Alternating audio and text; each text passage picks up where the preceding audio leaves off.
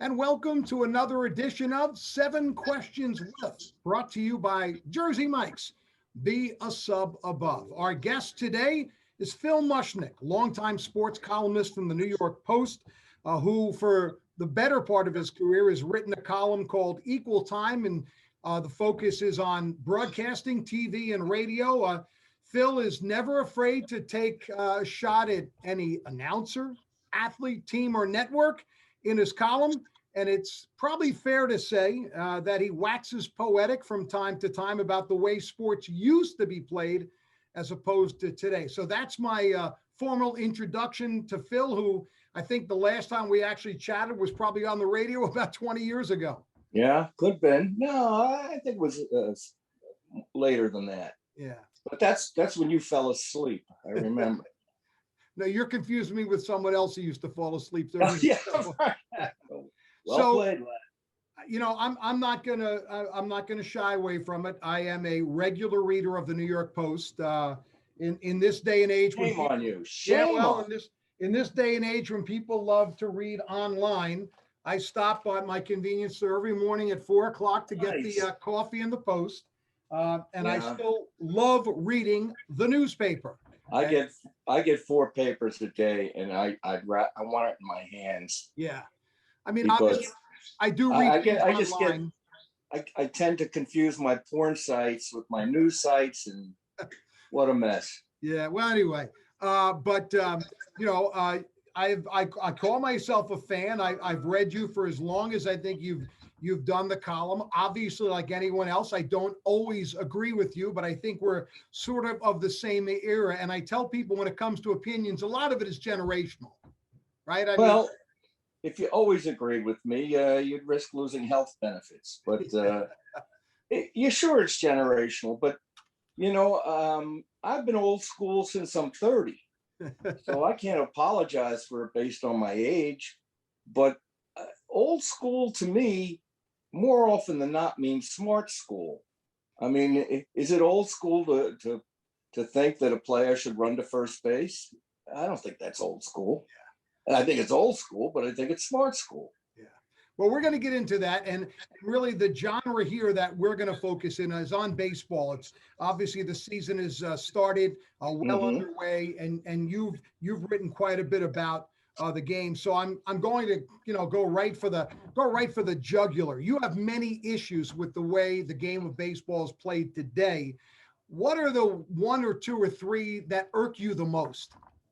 Well, the game's been in self-destruct mode since they dumped Faye Vincent. What's that, 25 years ago?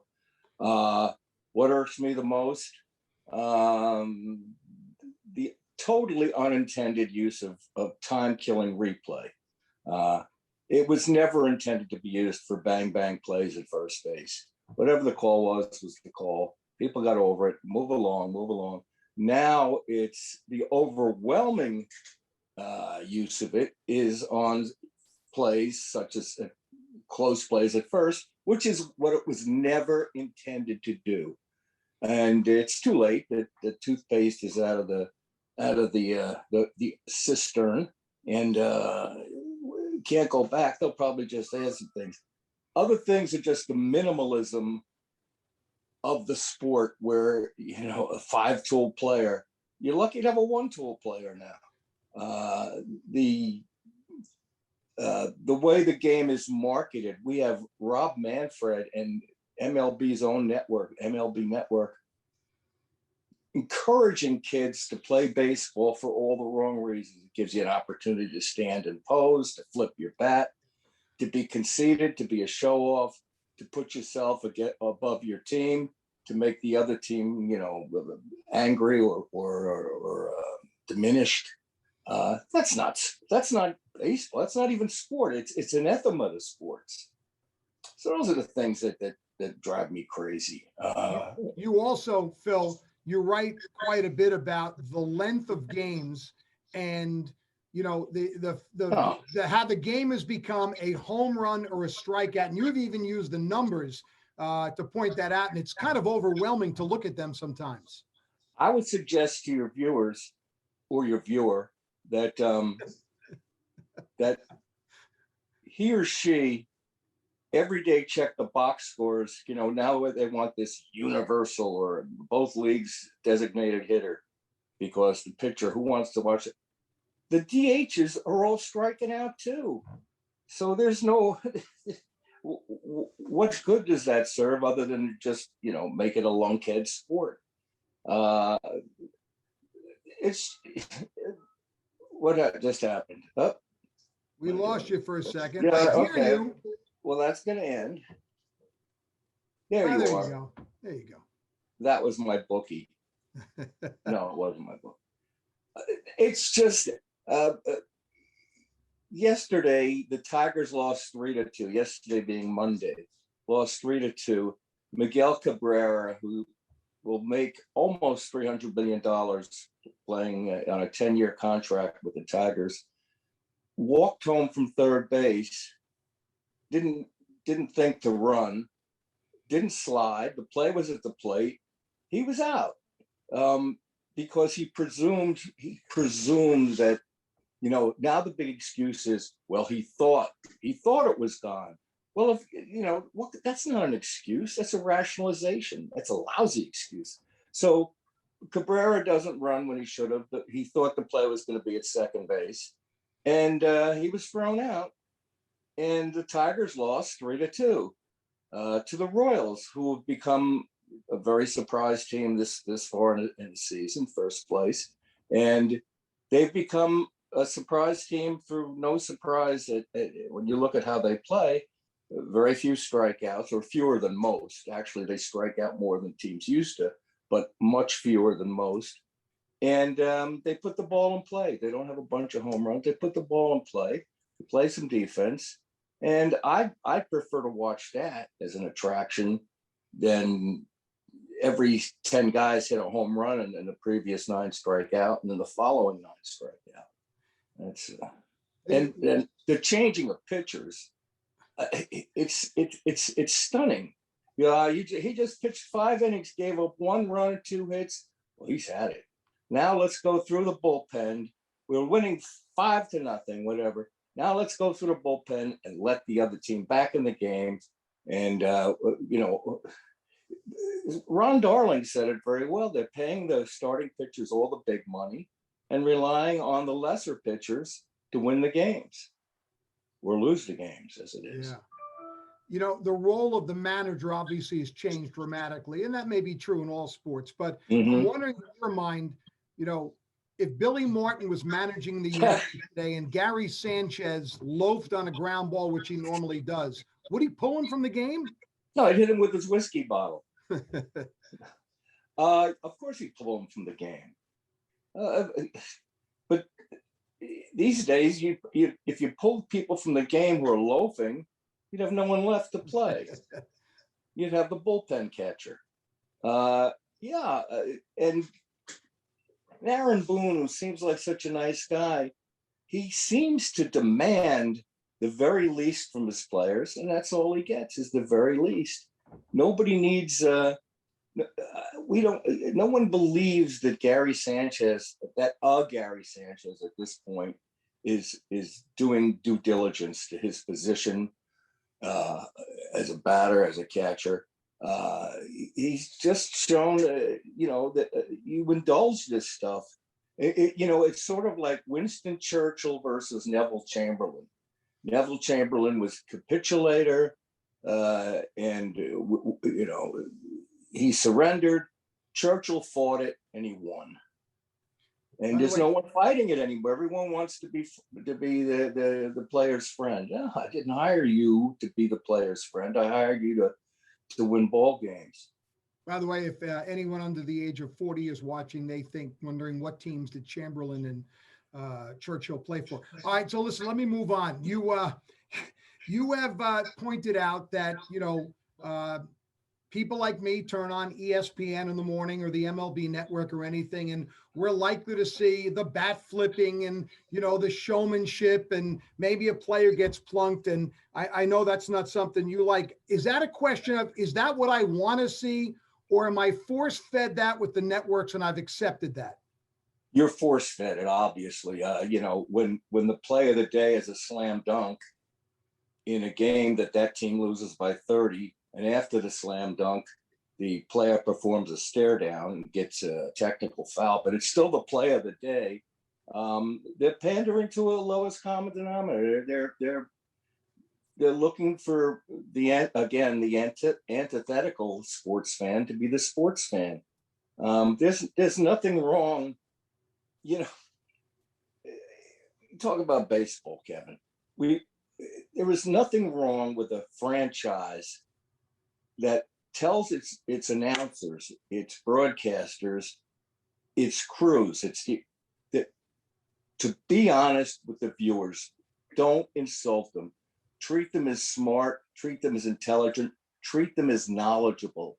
Don't tell us that somebody's really coming out of the slump because he just got a bloop single. No one believes that. I mean, it's sort of like when Robinson Cano played for the Yankees. You never heard that he was loafing, even though he was conspicuously and consistently loafing. That you never heard a word about it. When he became a Seattle Mariner, the same broadcaster said, "Oh, this guy never ran with the Yankees either." Oh, you don't say. We knew that. Why didn't you tell us that? And don't tell us that we just saw something that we didn't see. That's an NFL problem too. But Major League Baseball too, we get the same stuff. It's a good reflection on teams that their fans can say, well, we're treated honestly, and yet no one understands that. All right, so with that in mind, who are the good baseball announcers, whether they be team announcers like somebody working for the Mets or the Yankees, or national? Who are the guys that and women that you might respect the most? Well, for sheer honesty, but not sheer honesty, for consistent honesty as it relates to the state of the game, and he does very few games now. I go with Bob Costas. Costas, I became a fan of, I don't know, 25, 30 years ago, when before World Series game on NBC, a game that was pitched for an 8:15 start, the first words out of his mouth were, "First pitch is scheduled for 8:45." And that must have just angered his bosses, because this was a bait and switch of over a half hour. Locally, you see, they always come with a yeah, but. I like Ron Darling, yeah, but he's still too willing to compromise or to ignore the diminished skills of baseball. He's too willing to say, well, he's another go, well, he thought it was gone. Well, find out after you've rounded first base, not before you've left the batter's box, whether you thought correctly. Same thing with a David Cohn. I think he's, he thinks well, but then he ends up apologizing for his opinion and providing a counterpoint to his own point.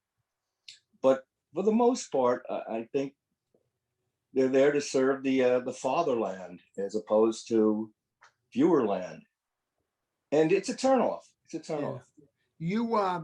You obviously, as long as you've done this, you have friends, or at least did have friends, that are in the business.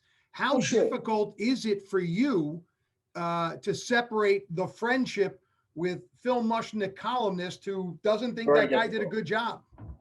Very difficult. Believe it or not, Kevin, I'm a human being, and I fall victim to all the dictates of the human condition.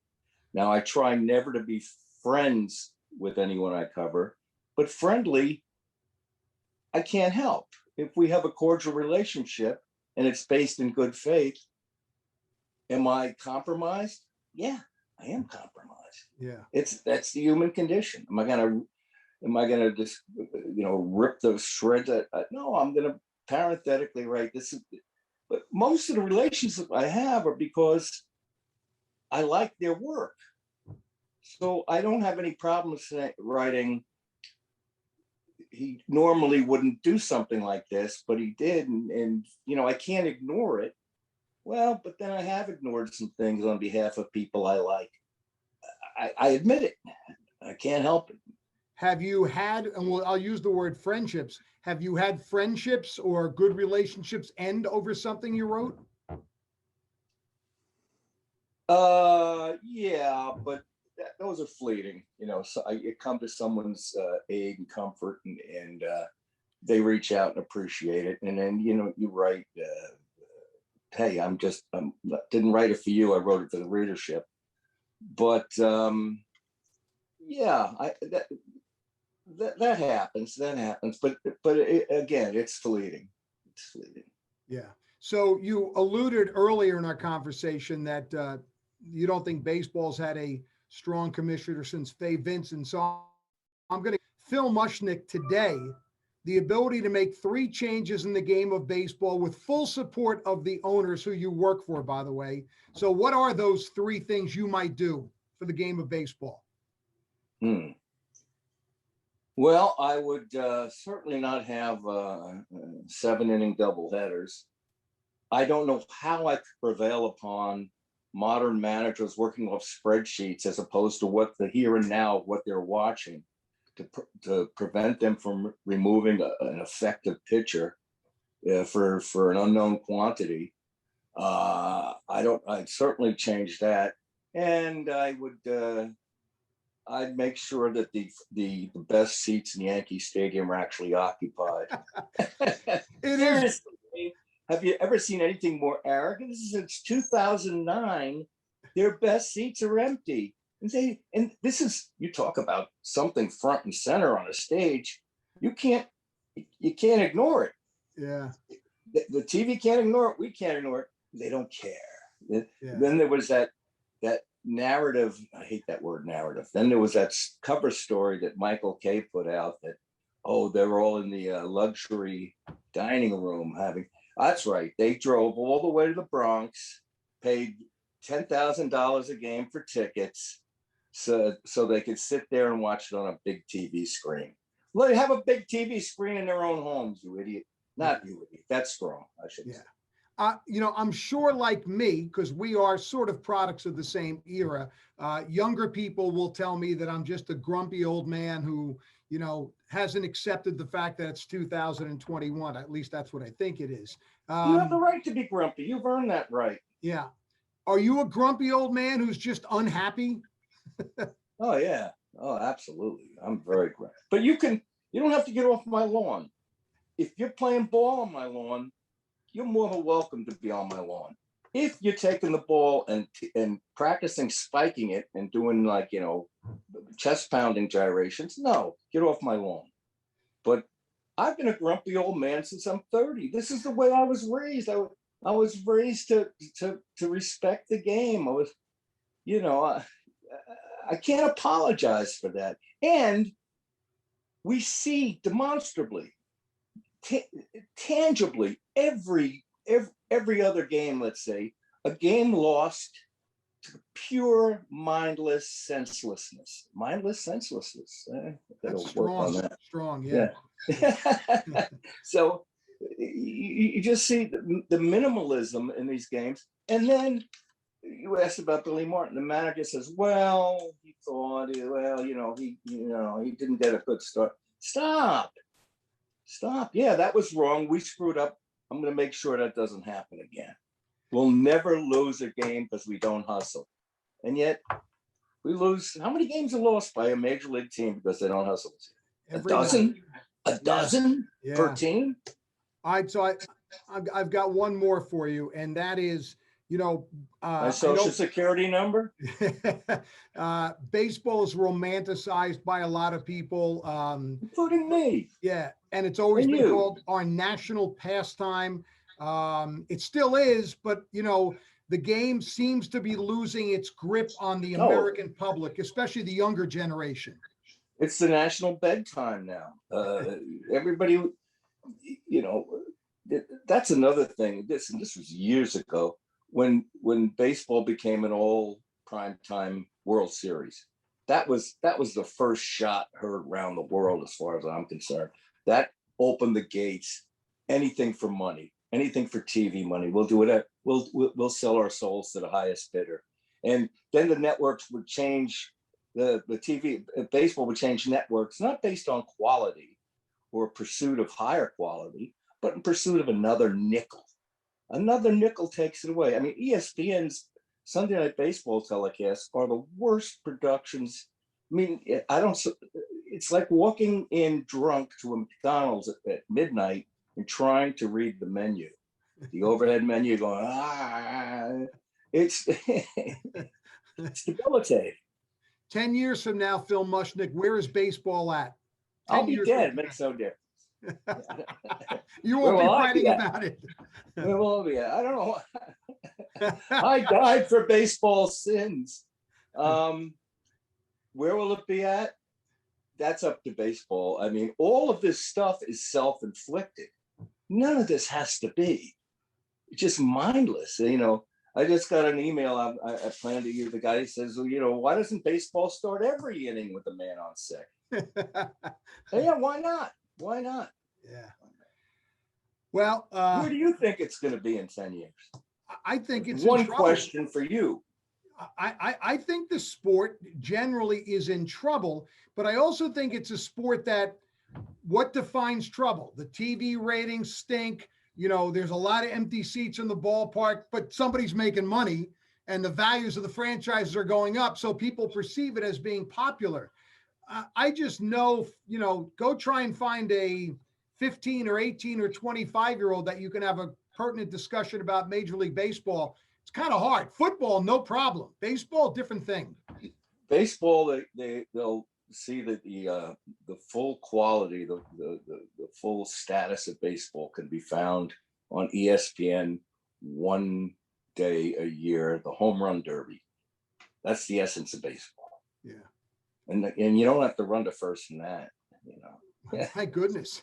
Yeah. Thank goodness. Phil, like I said, I've enjoyed you. I find myself yelling at you while reading the paper, which I think is a good thing.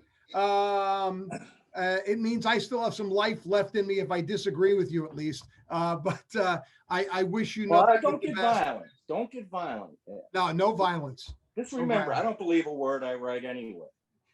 But I will continue to read those words for as long as you write them. And like I said, I am a fan of the New York Post. I love reading you, Mike Vaccaro. I mean, I think without question, the Post has the absolute best sports section there is of any paper. And I think you are and will remain the rock of the Jersey Shore. And I mean that because wherever I go, you know, Kevin Williams, and I deny it. And they say, you must know him. I said, no, I don't know. No. The rock is breaking apart. I will be a pebble before too long. That's like a call a kidney stone. Yeah, I've had that too. I've had that too, brother. I seriously, I wish you continued good health and happiness. Thanks, Kevin. And seeing you smile is always a good thing. I smile all the time. I'm a grinning idiot. He is Phil Mushnick, columnist for the New York Post, and a darn good one. And thank you for joining us on 7 Questions 4, brought to you by Jersey Mike's. Be a sub above.